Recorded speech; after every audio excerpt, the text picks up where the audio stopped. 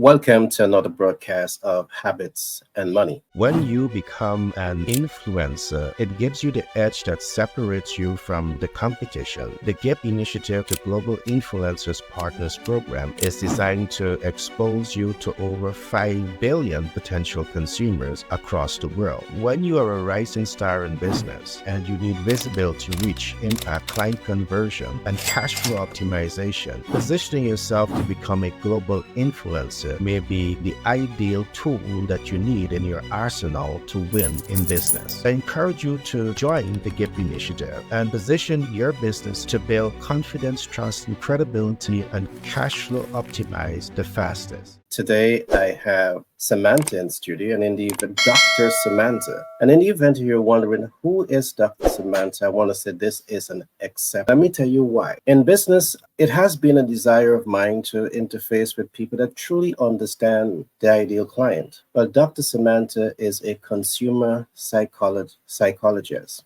And she specializes in that deeper dive into understanding your ideal client. Now, you as a rising star in business or a star in business, you understand the importance of this. The more you understand who is the ideal client, what are their pain points, and how to innovate in alignment with those pain points, you stand a much better chance to be successful. Today with me in studio is no better person than Samantha to give you some step-by-step hacks in terms of how to build a better business. But let me just tell you a little bit more about Dr. Samantha. She holds a PhD in consumer psychology. She has been in business for over 23 years. She's a keynote speaker, a best-selling author. She has been Woman of the Year in 2016.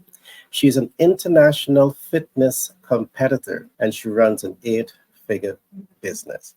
Now, without further delay, I want you to join me in welcoming Dr. Samantha. How are you, my friend?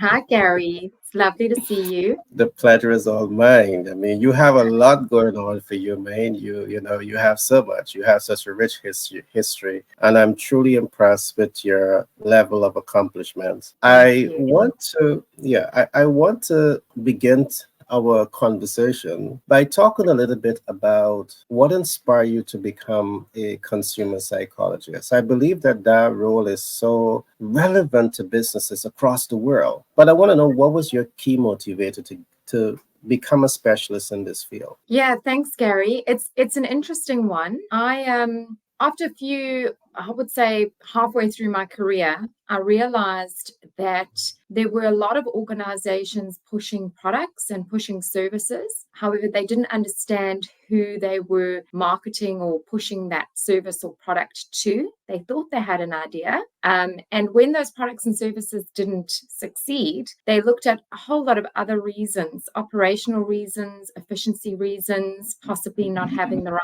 capitalists or venture capitalists behind them, when actually it was that they didn't understand their customer and the mindset, the psychology of the customer, and how the value of those products or services is co-created. When I look at a product or a service, the value or the benefit of that product or service is only created once the consumer or their customer uses that product or service. So it has no value sitting on the shelf in the store or sitting in your toolbox of services that you can offer your clients until that client actually uses it, until they benefit from it. It has no real value, regardless of how much you think it's worth or how important it is. So when I got to that point in my career and I'd worked with clients and organizations where those products, there were various products that were successful and products that weren't. When we looked at it, really, it was about the co-creation of that value, and the consumer just wasn't using it to create value for themselves. And that's where the organizations and the brands started to fall. So my interest was piqued then, and I did my master's degree in that area, and particularly value-added benefits for organizations. How do we create additional value for customers? And then went into looking at that more deeply when I did my research for my doctorate. And it's been an incredible ride to learn about this concept of value co-creation and how it works, and to really go out there in the field and ask those customers, what does it mean to use a product or a service, and how does that change your life? It needs to benefit them in some way. And how does the organization learn, or the business leader learn about that? How do they get themselves into the mind of the customer? So that's how my interest was piqued by seeing a lot of failed products and services. And instead of looking to the organization and saying, well, why did this product work and this product not work, when it's the same organization, it's the same team, it's down to the mind of the customer and how that value is created in the mind of the customer. I'm so happy that you have expanded on all of that, because what you have said is so profound.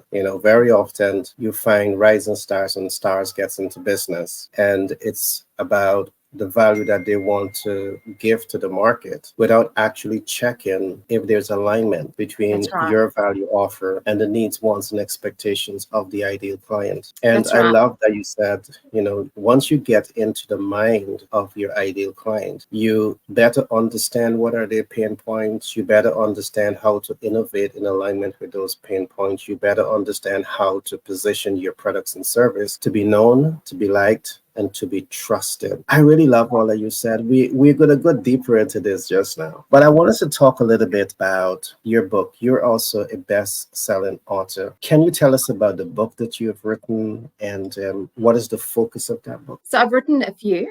The one that's relevant to this conversation is my book, Competing in the Customer-Centric Economy. And that book is focused on how do you build a business, how do you build a brand from scratch that is aligned with the mind of the customer, and how do you create that value with the customer in mind, or together with the customer? How do you reach out to the customer, create those focus groups, have those conversations, and create, like you said, absolutely that trust? Because when a consumer feels as though they are in that process of value co-creation, they then believe and feel a large amount of trust for that brand or for that organization or that service, and that results in customer retention. As soon as a customer feels like they're not heard, they go somewhere else. So that book is really based on using value as a tool to increase retention and ensure that not only does the customer purchase from you once or use your services once, they continue to stay a customer for as long as they can, or as long as it's relevant to both of you, because customer life cycles are a real thing, right? They will start, they'll stay, and they'll move on when their needs change. So it's hanging on to that customer and having this value co-creation and relationship with them as long as it's relevant for both of you, and then lovingly move them on to where they need to go next. So that book is focused on that value co-creation piece, and how do we keep our customers as our partners in value co-creation until it's time for them to move on to the next service provider or product. Wow, you're dropping some big gems there, man. And let me tell you what I'm taking away. You're talking co-creation, and I think that co-creation is a modern and innovative approach of doing business. I want to refer to it as that, because the concept of co-creation means that you, the innovator, before you innovate, it means you're going to the market, you're taking the time to identify your ideal client, you're taking your time to talk with them and understand what are some of the specific needs that they have, and you're saying to them, this is what I want to do, but I want to do this with you in mind. So the customer feels from the get-go that you're innovating to reach their specific needs. And because of that, that literally sets the stage for the know, for the night, for the like, and the trust. And I think that is such a very unique and creative and innovative way in,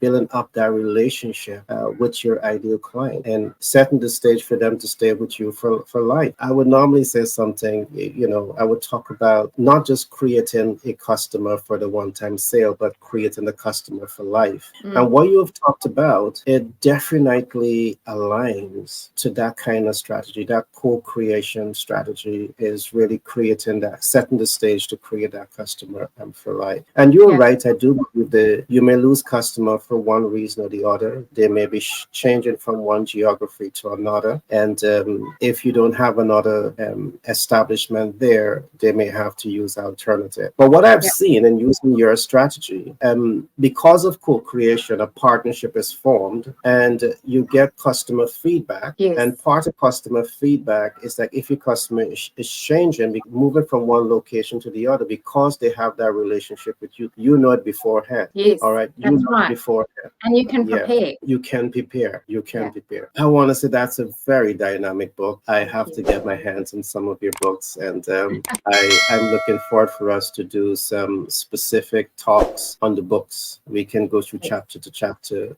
because I believe that what you have just said, I do believe can help so many rising stars in business to get it right. Yeah. To get it right. All That's right. right. Yeah. And when you work with a customer, with them, not necessarily for them, however, with them, it actually cuts out a lot of time in terms of thinking time and planning time, because you go straight to the source. And Yeah. like you said, that relationship building is, that partnership is really the key to a successful business and a successful product. If you don't have Exactly. that, you can't just keep pushing product or services without that partnership. It has proven time and time again, if we look at the data, to be unreliable and ineffective. Yeah, I love that, because what a relationship does, it helps you to create the environment to take the speculation and the guesswork out of the business ecosystem. I love that, because one of the things I would say in doing business, take the guess out. Guess and speculation has nothing to do with business. You're going to fail if you guess really true. That's Collect right. the data and ask what the data is saying. And once you have that relationship that you're talking about, is where you have all the data to assess that data and make better, smarter, wiser decision in how you serve. I love that word. Yes, a smarter decision. Yeah. Love it. Love it. You've also built an 8-figure business. You're managing an 8-figure business. I'm going to come back to that shortly. But let us go back to your profession. You are a consumer psychologist, and I feel blessed to be in your presence today. When one say psychologists, consumer psychologists, help us to understand some of the general role and responsibility that you manage as a professional consumer psychologist. Yeah. So the background to why I went into that area is because I believe that in any business leader, from an entrepreneur to a CEO of a large organization to a board member, we have a responsibility to give back to our community, to support our community, and to be part of that community. So my role is to work with business leaders, entrepreneurs, CEOs, boards, to make sure that they align with what the consumer needs in their best interest, and what the community needs in their best interest, and being able to understand the consumer and their requirements and what their value systems are, and look at those trends as well in terms of what is coming, and being able to align that from representing the consumer and also representing the business leaders. However, aligning that as a voice of the customer, and aligning that with the organizations and the business leaders, that is my role. And I don't work with any organizations where I don't believe in their products or services, because I strongly believe that everyone is in business. We're all in a community together, and we need to contribute and support each other. So if that is the case, and that is your business, which it should be, if that is the case and that is your business, then it needs to align with the needs from grassroots level all the way up to self-actualization of your clients and your customers. And my role is to ensure that that's aligned between organizations, business leaders, and the community. And the community is your customers. Awesome. I want us to talk a little bit about your experience as an entrepreneur. And your entrepreneurial journey is pretty interesting. You are originally from South Africa. Because of your expertise, you had multiple options in terms of different countries that you can go to leverage your skill set. You choose Australia, and Australia is now your home. Yes. But you're still, your presence and your competency still felt across many countries, because you continue to do partnership with many leaders in different countries. I must say kudos to you. You're welcome. You have been in business for yourself for a little over 23 years. Can you tell us what actually inspired you to get into business and some of the services provided by your business? What inspired me? I just feel that I have a lot to offer in terms of guidance. And I also feel that my role and my area of specialization is something that can be shared with many. So I've done many contracts, I've done many projects, and I come and I inject what I do into those organizations or into those companies or those startups. And then when they're ready to fly without me, I move on. So that inspired me. I never like to get comfortable, Gary. Comfort is the barrier of success, Yeah, right? So I agree. uh, I agree. yeah, having that freedom to choose who I want to work with and when I want to work with them, and letting those organizations and those brands and those business leaders have the freedom to move on without being tied to a particular person like myself, and have that cycle together and that partnership where they often come back and reach out again and say, we've got another project, we need you to lead this one, Sam.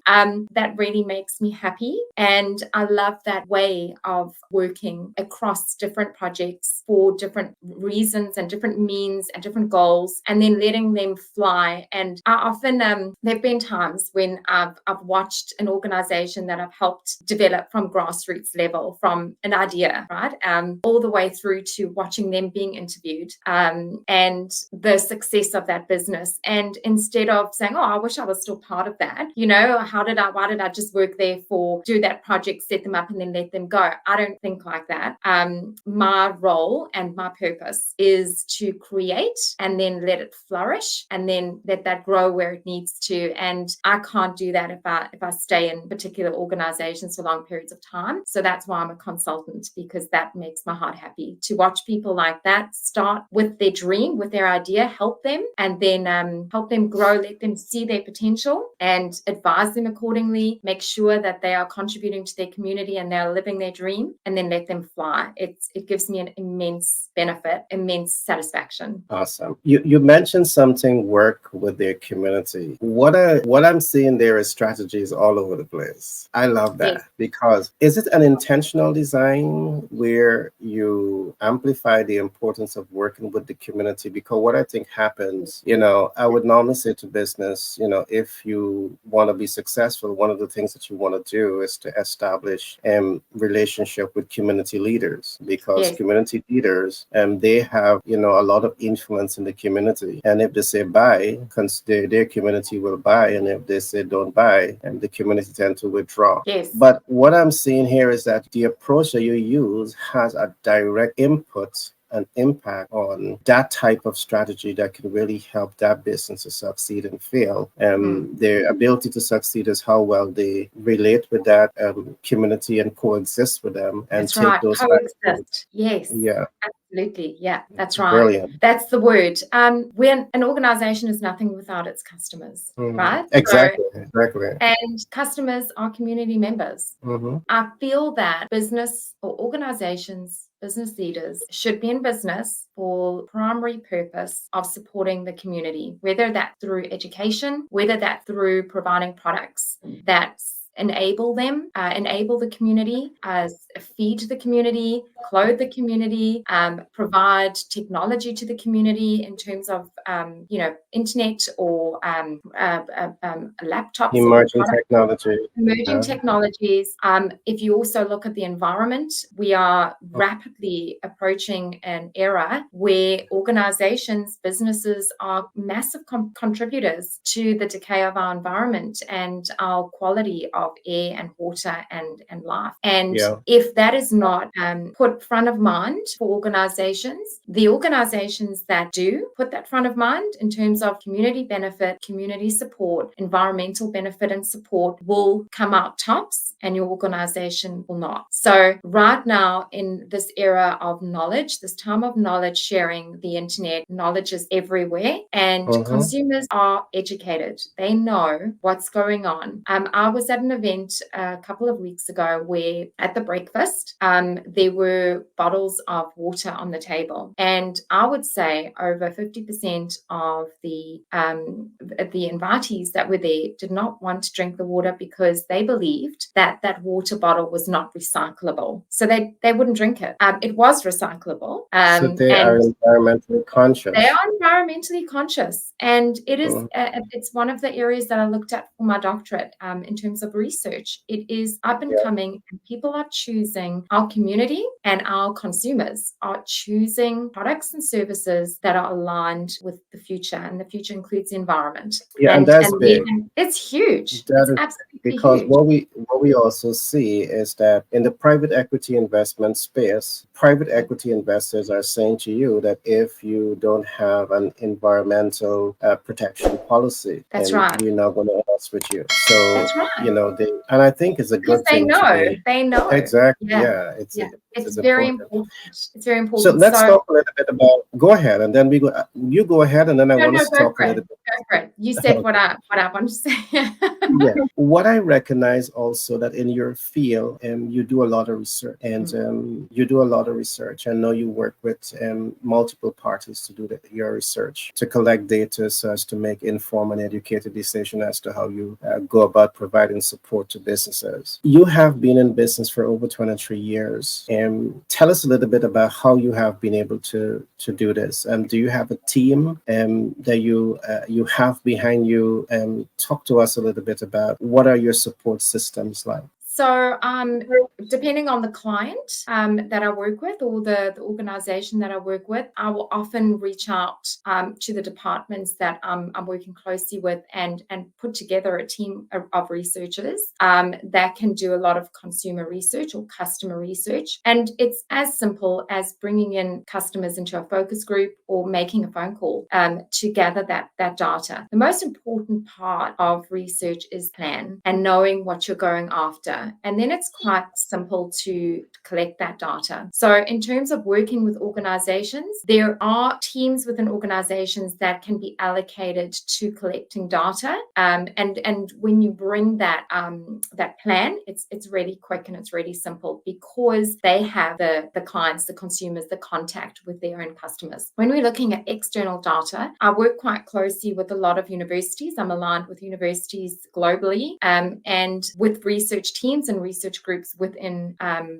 those universities. And on a weekly basis, I meet with quite a prominent university here in Queensland, and we look at research papers based on consumer behavior and consumer psychology, and how that impacts that particular brand or organization, and how relevant is that to our time. So for myself, I ensure that I'm constantly up to date with what the trends are by being part of these research groups in different universities across the globe. And it's interesting that often they're the same trends in data, and sometimes there's not, depending on the country and the university. So it's very dynamic. It's very interesting. The main trends are always global. Some may be a little bit behind others. However, they're always coming. And then inside organizations, it's as simple as picking up the phone and speaking to one of your customers and being very transparent with them and saying to them, I'm collecting some research, some data. I would love to know what you think of X, Y, and Z, and especially customers that have left you. Why did they leave? Because if you're speaking to customers within an organization that are super happy with you and they've been your customer for 20 years and you have lunch together every week, you're not going to get the same feedback. So Exactly. Working in organizations and saying to them, right, which customers did you lose? Let's bring them in and let's talk to them. They don't want to do it. They need someone externally to come in and have those conversations because it's neutral ground for me, right? Exactly. And that helps. It really does help. Again, in terms of understanding research and data, going into an organization, and this is something I do, and I've done it for over 20 years, going into an organization, fresh eyes, especially when organizational members have been there for decades or long periods of time, going in there and saying, this is what I see as an external party, and this is what your clients are telling me as an external party, as an independent contractor, it gives them a completely different view in terms of data, in terms of research, than they would ever have access to. And that's where the benefit of bringing in someone externally, that's where it sits, because you'll get the truth. You won't get anything that is, you have these politics within organizations where certain things aren't said. And in my role, I have to have quite a thick skin when I go into these organizations, because I'm very happy to say what you don't want to hear, because that's what you're paying me for. Exactly. And if you don't hear it, you're not going to go through those growing pains. You're not going to get to the next level, and you're not going to be able to address it. So in terms of gathering data, sometimes it's a painful experience. However, it is a simple one. Got you. Samantha, Dr. Samantha, in 2016, you achieved a major accomplishment. You were recognized as the Businesswoman of the Year.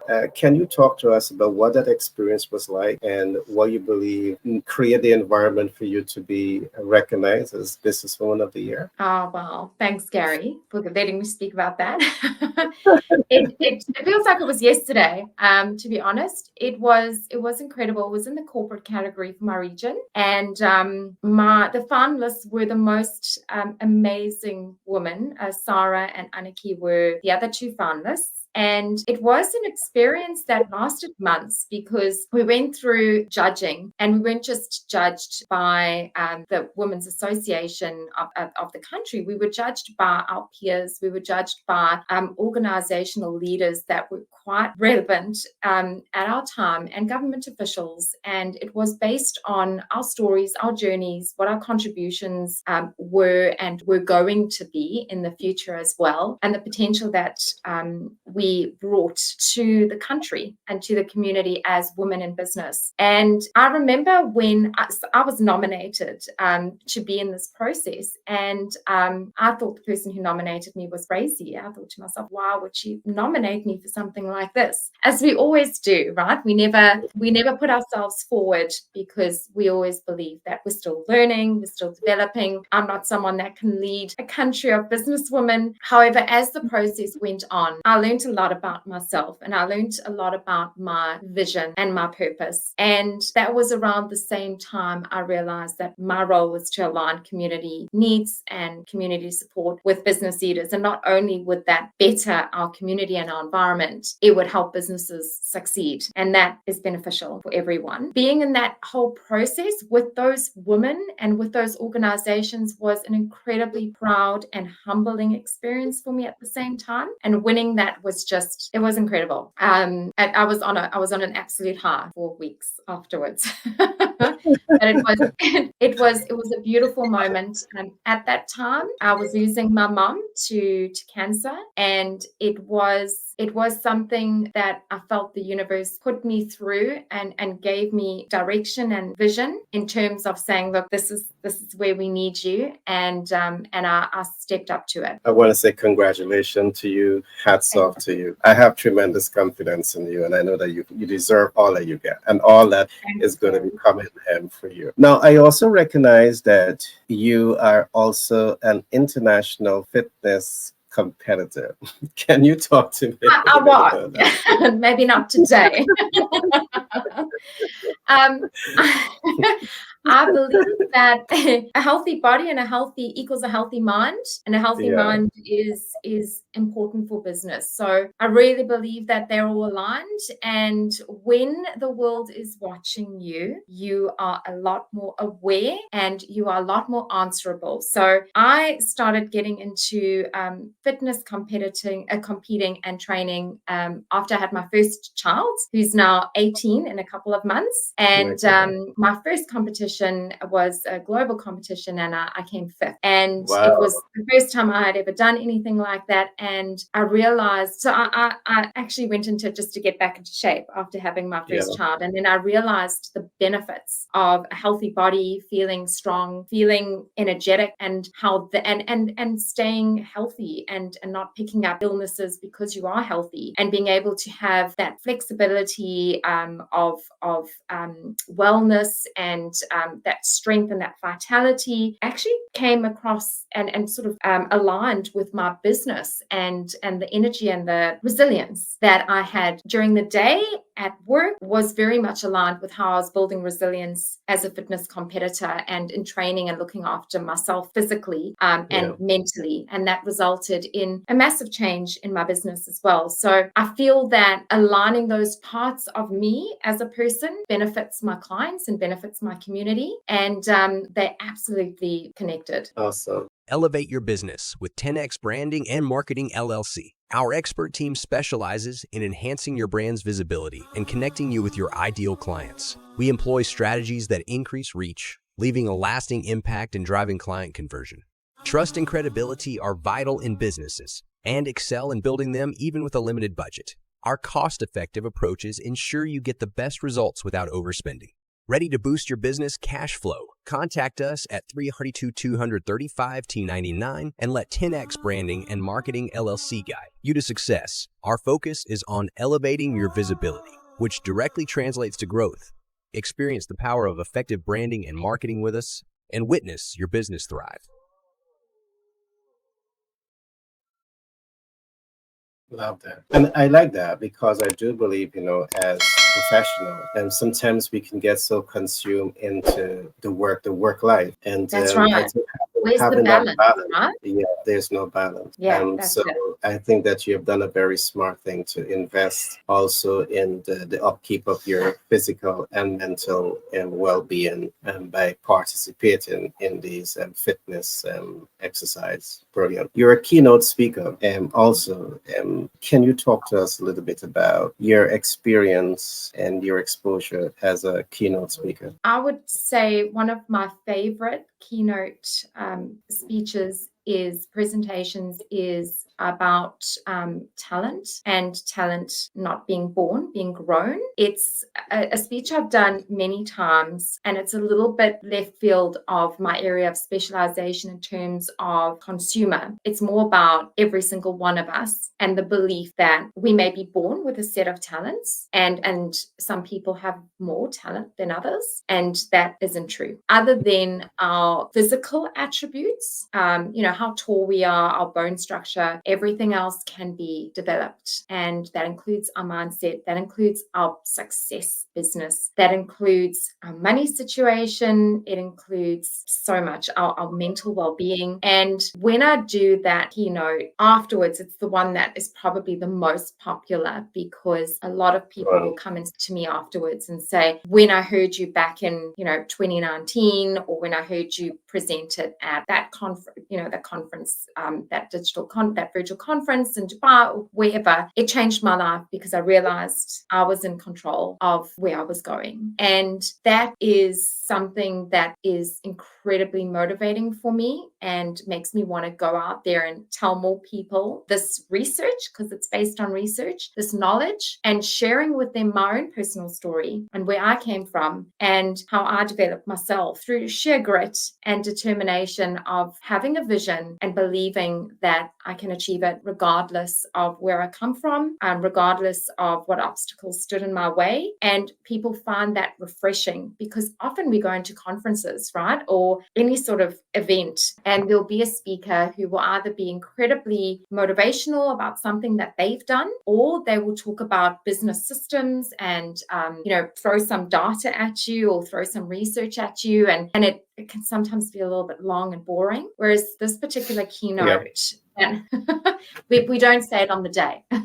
This particular keynote is about the people in the room and saying to them, where do you want to be as a business owner, as a parent, as an individual? Where do you want to be? And whatever you believe is in your way is not. And it's not about you were born with a certain set of skills and that's all you've got. It's not. And that's been debunked by incredible psychologists and professors and researchers. You are able to create your own life. And that in a business setting for business leaders, organizational leaders, is incredibly powerful because it opens doors that they never thought were there in the first place. So yes, I have a few keynote speeches depending on what the client asks me to talk about. And I have my areas of specialization. My favorite is debunking the myth that talent is born. Wow, that's deep, but I Yeah. love it. And I love it because you are researching all of this, you're documenting all of this, Yeah. and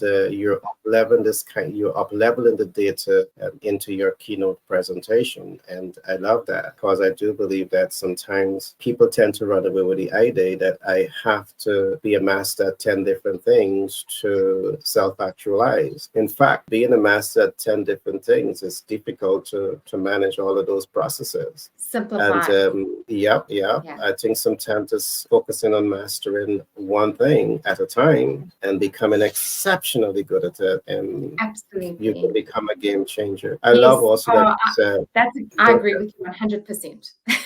That's exactly it. Yeah. There's a lot of research now around habits, and because I do believe that habits make and break you, and if you just know the right habits that you can form and just be consistent with it, I do believe that create the environment for you to become a master at what you do. I love it, what you're doing, because I do believe that regardless of where we are at, where we came from, I am of the belief that you're born with untapped potential. Yeah. Some people just never discover it, but you have that within you. So that's right. I love that. Dr. Samantha, what I recognize also is that, and I heard it in your last presentation, and as you speak about keynote speaking, I see that you're very passionate about people. And what I deduct from listening to you and talking with you is that there's no separation between what you do as a professional and how you really feel about people. Sometimes as a professional, you do all the right thing, but when you finish with the work, you do all the wrong thing.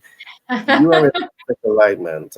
You like people, and I'm seeing here also that you intend to spend a lot of your time in the long term to provide support and guidance to community. I see that's part of one of your key focus. Can you talk to us a little bit about that? I see one that you want to shift lives. Can we talk a little bit about shifting lives, first of all, and then we're going to go into the community? Why do you think it's so important to be able to shift lives from your perspective? Yeah, I believe that I'm here, Gary, to remove obstacles for people. That's my role. So just by removing obstacles and being in a position where I can remove those obstacles, people's lives automatically shift. Sometimes they just need one obstacle out of their way and they're ready to go. And often that obstacle for them is a lack of self-belief. When you say, I enjoy working with people and I'm passionate about it, I'm so passionate about seeing people light up and contribute what their purpose is to this world. And my role is to ensure that they do.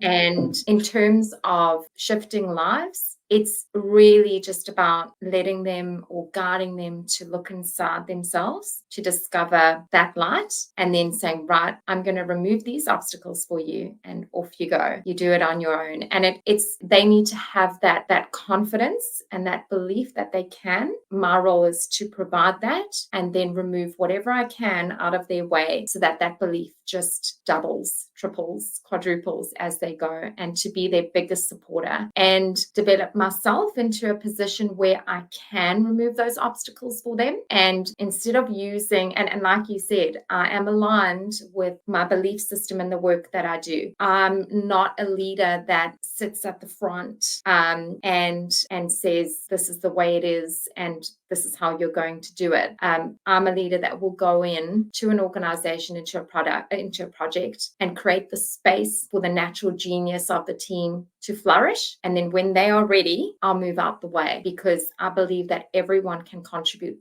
powerfully to their community and to their environment once the obstacles are removed. And if I can remove them, I will. And once they have that self-belief that they have this gift to give to the world, because we all do, I believe that's my role in shifting lives. Brilliant. I'm looking at some of your data, and I'm seeing that you're saying that you want to support and guide community. And I'm saying to myself, well, you're the person I need to connect with, because you have all all of the inside relationship with communities, so you can quickly help me to convert those community into my consumer base. I'm joking, right? But I'm seeing all of that is quite possible. But what I'm also seeing is that you're moving from the individual impact and you're moving to the collective impact, and that's how you Yes. impact communities. And I really Yeah. love that. It tells me that you, in spite of all your accomplishments, you're still grounded, you're still people centered, and you're still excited and passionate to see transformation take place in people's lives. And I want to say that's a quality that sometimes can get lost in the wind, because you have so much of success and you tend to get just consumed with all of that success and you lost interest in people. But I really love that you're still grounded and you're still people focused. I want to ask you some quick questions. Now, you have accomplished so much of success in your life. You're a PhD, you are a consumer psychologist, you're a specialist in this field, you are in business for the last 23 plus years, you have achieved Woman of the Year in business, you are an international fitness competitor, you are managing an 8-figure business, you have a whole lot. Now, the big question I want to ask you, what are habits that influences success? Removing negative ones should be a habit. Yeah, I agree. I totally agree. I would say having a vision, knowing very clearly where you are going and having a plan to get there, knowing that plan's going to change, right? It's going to change as it goes and as you grow as well, it will change. However, having a general idea of what you're going after on a week-to-week, month-to-month basis that ties in with your 5-year plan or your future plan, and having a very crystal clear vision and aligning every habit that you are introducing or removing out of your life towards that vision and being crystal clear. There is a saying, there is a quote that says, "Don't drink from every cup that is offered to you. You may get poisoned." In terms of opportunities, often in business, right? And in life, we want it, whatever opportunity comes our way, we want to grab it. And we're like, oh, I'll do that. Yeah, that's great. How does that align? This would be my key number one habit that I would like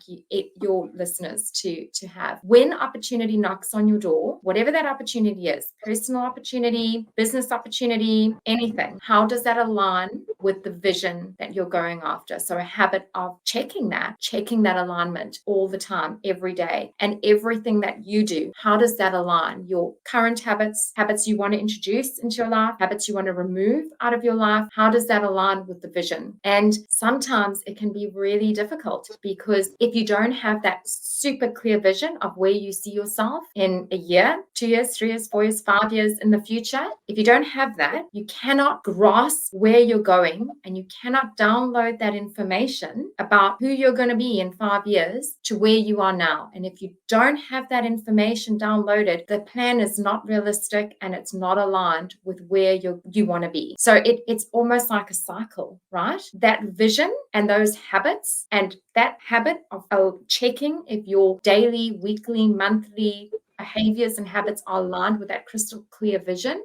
If that's not there, it's unachievable. So I would say a habit towards success, my number one key habit is not only have a very clear vision of where you see yourself in a few years' time or a 5-year goal, but making sure that any opportunity that comes your way, any behavior that you're displaying, how aligned is it to that vision? And if you're very clear, the answer will be not at all or totally aligned. There's never a gray. It's never, well, maybe if I do that, like I could get back there. Or maybe if I do that, it's very clear. You either have to do X, Y, and Z to get there, or you have to drop A, B, and C to get there. Which one is it? Unless you're very clear, it's a difficult process. It's a difficult habit to have. And if you are very clear, it's pretty simple and quick. It can be a difficult habit to bring into your life because we like comfort, right? We like pleasure and we like comfort. And sometimes, like with training for fitness competitions, it might be a lot easier for me on a Friday evening to have a great dinner with my family at an early dinner and sit on the couch and relax because I've had a difficult week. That's not going to get me to my vision of winning the next title or being at a level of fitness business that makes me feel comfortable? What habits do I need to drop in order to achieve what I need to achieve and what my goals are, what my vision is? That would be a key habit,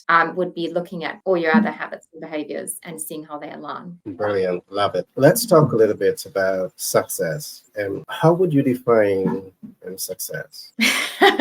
Big question, Gary. I A know. whole separate session.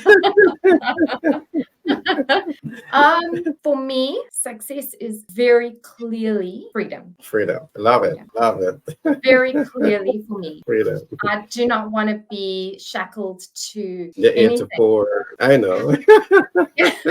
So when I have that sense of freedom, Yeah. and money is important to our freedom, Yeah. right? Because it gives us a quality of life, and it's not the money we're going after, it's the quality of the life we have Oh, wow. access to, Yeah. and that we can give our families and our children, and that benefit. So we don't work for free. We work for a particular cause, and we align that cause with what we can get paid for, right? It's that ikigai. It's that alignment, our passion, our purpose, what we can get paid for, what we're good at, and what we want to do. For me, that equals freedom, knowing that I can choose where, whom I want to work for, what organizational leaders I want to follow. If something doesn't feel right, I don't need to put myself in that situation. For me, that is the definition of success. I It's love freedom. it. I just love it. Freedom. I mean, we all need freedom, you know. You We want to do. know that you can take a trip to Timbuktu and not worry about where, If you want the to, capital is. Exactly. You have I'll the come freedom. visit you. Yeah. Awesome. As we look at your success and listen to you articulate yourself around what you do, it is clearly stated indirectly that you have a blueprint for success. I'm not telling you to give us your secret sauce, but can you give us a little hint in terms of what are a blueprint that, people can apply to be successful as you are? Definitely the first one would be to assess where you are right now. Is this where you want to be? So if you're going to start any sort of plan or blueprint for success, really have a look at where you are right now and in all areas of your life. And that's difficult because they're all intertwined. Mhm. So your personal life is very intertwined with how successful you are in business. If you are expending a lot of energy personally, that's not conducive to being successful in business. You need to have that stability. You need to have that freedom. In terms of health, how healthy are you? How much vitality and energy can you bring to your business, to your outward success in that area? In terms of your finances, have you had a really good look at where you are financially? Have you been honest? Because I can't tell you how many times I sit with clients and we go through financial information and it's like, oh, however, this, we'll just put that over there and we'll just not talk about that one. It's a good at all. Rip off the Band-Aid. Where are you? When people have access to knowing where they truly are, where they're starting from, plan will be accurate. The blueprint will be accurate. So that would absolutely be my first step. So self-assess in all your areas. Are you happy financially? Are you happy personally? Is this the organization you want to work for? Is this the business you want? Are you comfortable in your own skin? Do you feel confident? How much energy do you have? Understand that they're all interconnected. So in terms of a blueprint, this is not just a step-by-step basis in terms or plan or blueprint for success in business. You are a holistic person, being, and there's so many areas of you, there's so many aspects of you, and you bring that into all areas of your life. You bring your business home. You talk to your partner about it. Your moods change depending on what client you lost that day or gained that day, for example. And the same works for your personal life in business. You often bring whatever mood happened that morning or the night before into your business. So step one for blueprint, know where you are truly and be honest with yourself. If you don't do that, the only person that you are letting down is yourself. So that would be my first step in terms of a blueprint. Assess where you are. Step two, be very clear on the vision, very clear on what it is that you want, and don't play small. If you say to yourself, oh, I'll never get that, or I'll never beat that, or I'll never have that, it's not going to happen. You have to believe that you can. And that's where that keynote of talent isn't born. It's grown, comes in, because you're the only one that's going to get you there. No one's going to do it for you. So if you don't believe you're going to get there and you're happy with mediocre and you're happy where you are, that's your decision. If you're not, no one's going to get you out of that. You have to do it yourself. And you have to have the energy and the vitality, right? And the honesty to do it. Mhm. Yeah, absolutely. Brilliantly said. The average person that is looking at you and consume with, all of your success, and I'm truly impressed with the level of success that you have. But you and I know that to attain success, sometimes it's not an easy road. It has ups and downs. It has ins and outs. It turns you all around. It does. But sometimes the average person looks at you and say, you have, life has been made specially for you. You didn't go through the challenges that we went through, which is not quite true. I would love for you to I would love for you to share with us challenges that you had to overcome to be as successful as you are today. There's been a lot. And in terms of pulling myself out of those challenges, so I didn't come from anything special in terms of money or wealth. I wasn't born into a wealthy family. I have had my own personal challenges in terms of divorce and remarriage and trauma and abuse. And my first child and I had to navigate life on our own for a while, for a long time. And I think that it's about knowing that if you allow those circumstances to control you, take things away from you again, they win. Yeah. So in terms of, I absolutely wouldn't say that, and I didn't come from, I wasn't born into anything that gave me the opportunity to be where I am today. And there were many challenges throughout my life and throughout my journey. And again, personal challenges that affect my business life and business challenges that affected my personal life. It is really about looking at that and saying that is those challenges where I come from, what has happened to me. They're not who I am. And they've got nothing to do with the gift or the purpose that I have to give or that I'm living. I love And it. every challenge is an opportunity to grow. And it leaves scars. However, those scars, those mental, emotional, or physical scars that you have, they're humbling and they ground you and they remind you of where you come from and how far you've come. Exactly. And that in itself is motivating, self-motivating to say, I remember that time. I remember that experience. I lived through that. I survived and this is where I am. And it helps you connect with people that are going through similar situations, that have come from similar environments, because you understand it's different when someone hasn't had those experiences and they reach out and they say, I know what you're going through. It's very different. What I love about you and Dr. Samantha is that what you have been through, I think everyone who is in a position of success and strength, they have gone through. That's Perhaps right. worse. I have learned that we all, have our stories to tell. But what I love is that you're a fighter, you're a pusher, and in spite of what you have gone through, you are an example of what standing up against all odds and becoming a champion in your field, because you are a true champion in your field. But I want to ask you another question, that is, do you have regrets as you look back, some of those things you would have gone through? Do you think those regrets are holding you back, or are they pushing you forward? If you have any regret? No regret, appreciation for the lessons, and absolute comfort knowing that every single challenge, every single experience defined the person I am today and gives me the opportunity to be here with you today.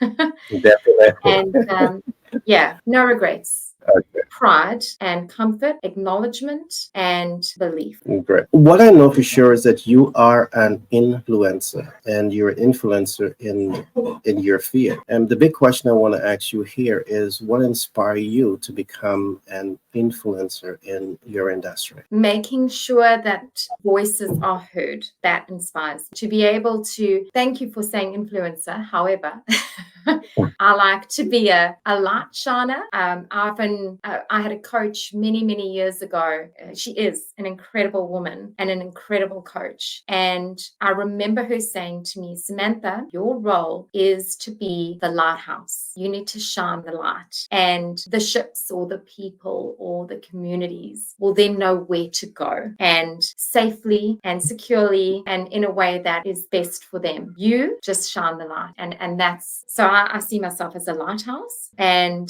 that I remember that conversation with her so clearly, where I resonated with that. I was like, yep, that's what I am. That's what I do. Because when the success is my own, it's a different feeling to when I've shone a light and created that space for others. It's a different feeling. It's not as powerful, right? It's not as good. And the contribution that I can make through influencing, through aligning value systems, communities, through shining my light, that's what I'm here for. Awesome. What impact do you want to make on the world, and how do you want to be remembered? I want to be remembered as fun, Gary.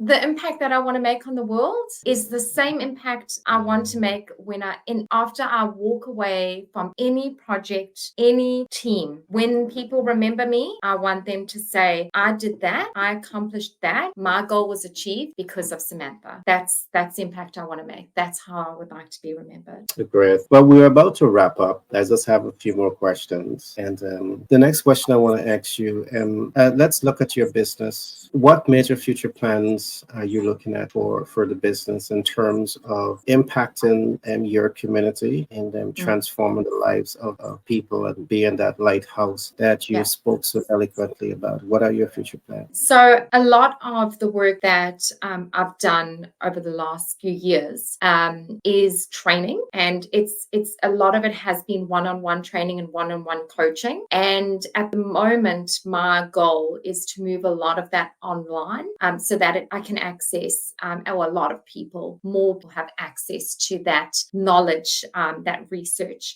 not just through my books, because sometimes people don't like to read, but through programs and interactive online platforms that give them the ability to access it, understand it, and then use it in their everyday life. So there is a big focus on that now for my business, in terms of moving a lot of that knowledge, a lot of those that information, a lot of that data to online platforms over the next year or so that masses have access to that and are able to contribute to their own communities with that knowledge, and with those skills and tools that I can teach.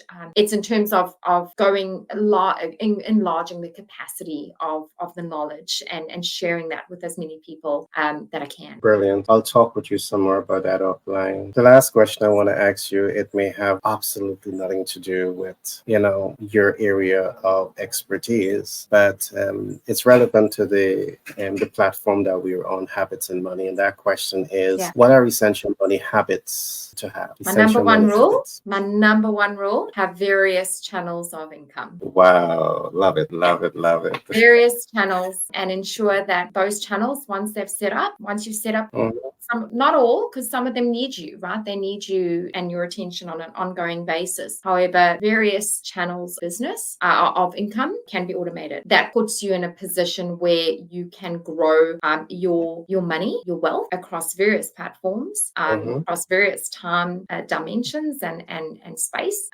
without your constant attention. So various avenues of income, of money, and also I would say, even before that, your mindset around wealth. What does wealth actually mean to you? What does abundance mean to you? And what is wealth really? For me, it equals freedom. I've been in a situation when I went through my first divorce and I had a tiny few-month-old baby where I didn't have access to money. And I know what it feels like to have absolutely nothing and have to look after someone else, a dependent, right?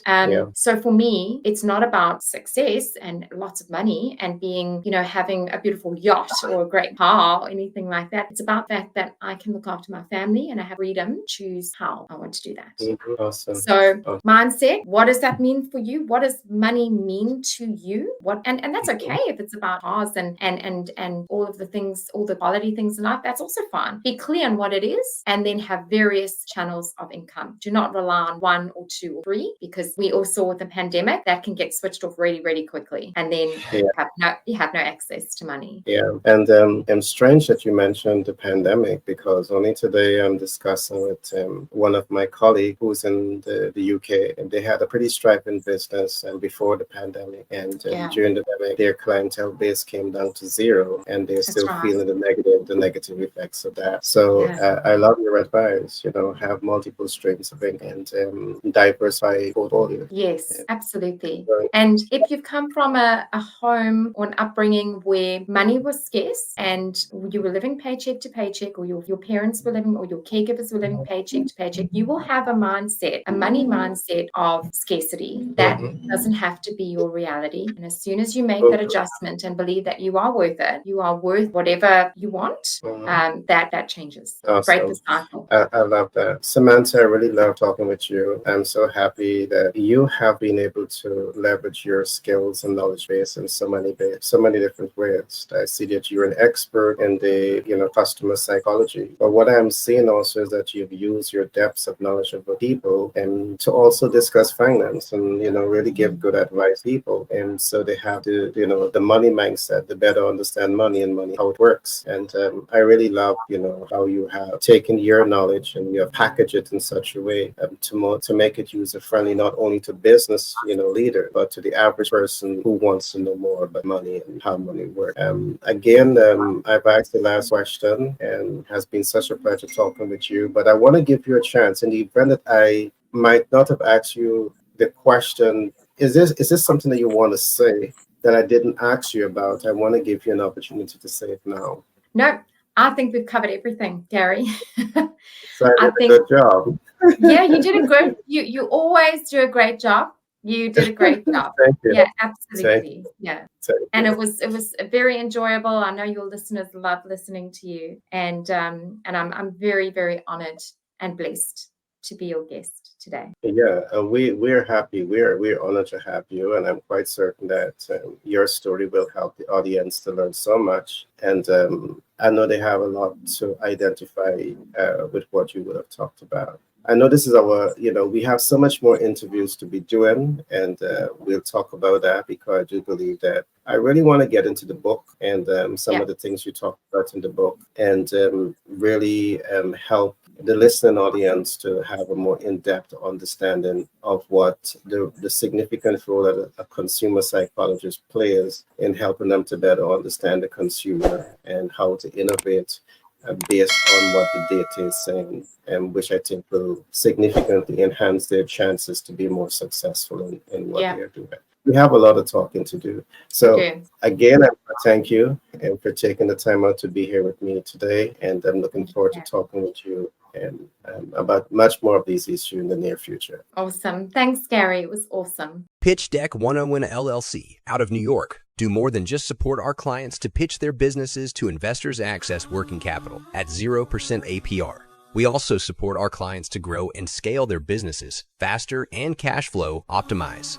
Pitch Deck 101 LLC recent partnership with 10X Branding Marketing LLC and Global Capital Inc. out of the USA has enabled us to form unique partnership with multiple financial institutions, which means we can do even more to accelerate the success of our clients. Let Pitch Deck 101 LLC give you the support you need to pitch to investors, access capital, access new markets, and grow and scale your business. Contact us now on 332-235-1099 for a free consultation.